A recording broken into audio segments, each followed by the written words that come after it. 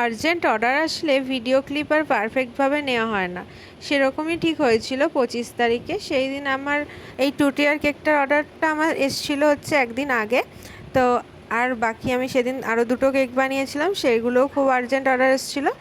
একটা 1 pound cake বানিয়েছিলাম, সেটা আগের দিন রাতে অর্ডার এসেছিলো। একটা বেন্টো কেক করেছিলাম, সেটা তো দিনের দিনই বেলার দিকে ওই 11টা ওরকম টাইমে অর্ডার এসেছিলো। এই 1 পাউন্ড কেকটা আমি যেটা বললাম আগের দিন অর্ডার এসেছিলো। তো আমাকে কোনো রেফারেন্স পিকচার দিয়ে দেওয়া হয়নি, একটা মেয়ের বার্থডে ছিল, তো আমি সেই জন্য একটু বাটারফ্লাই দিয়ে ডেকোরেশন করেছি। প্রথমে গোল্ডেনটা দিয়েছিলাম, তাই ভাবলাম একটু কালারফুল করি, তাই এই ব্লু বাটারফ্লাইগুলো আমার কাছে ছিল, এটা অ্যাড করেছি। দেখলাম বেশ ভালো লাগছে, কালারটা খুব মিষ্টি হয়েছিল কেকের।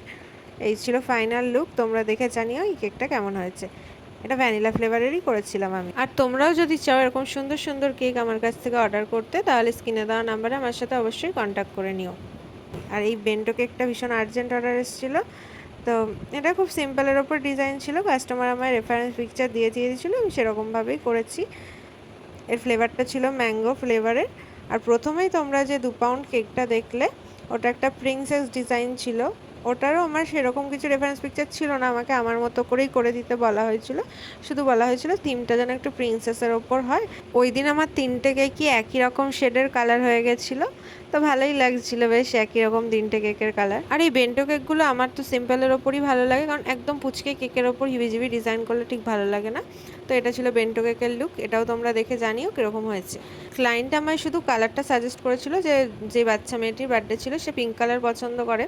তো যেহেতু প্রিন্সেসের ড্রেসটা রেড ছিল, আর তাই জন্য আমি পিঙ্কের সাথে একটু রেড মিক্স করে এই মিষ্টি কালারটা করেছি, যাতে ক্লায়েন্টেরও মন মতো হয় আর প্রিন্সেসের সাথেও মানিয়ে যায় কালারটা। তো ফাইনাল লুকটা দারুণ এসেছিল, আমার নিজেরই এত ভালো লাগছিল কেকটা, আর ক্লায়েন্টেরও ভীষণ পছন্দ হয়েছে।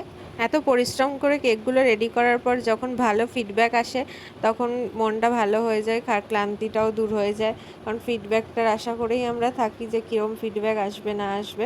25 তারিখ 3টে কেকের ফিডব্যাকই খুব ভালো এসেছিল। আমার সকল ক্লায়েন্টদের কাছে রিকোয়েস্ট রইল, সবাই একটু ফিডব্যাকটা শেয়ার করো, ভালো লাগলেও শেয়ার করো, না লাগলেও শেয়ার করো। আজকের ভিডিওটা এখানেই শেষ করছি, অনেকটা বড় হয়ে গেছে ভিডিওটা। Thanks for watching. ভালো লাগলে লাইক কমেন্ট শেয়ার করে দিও।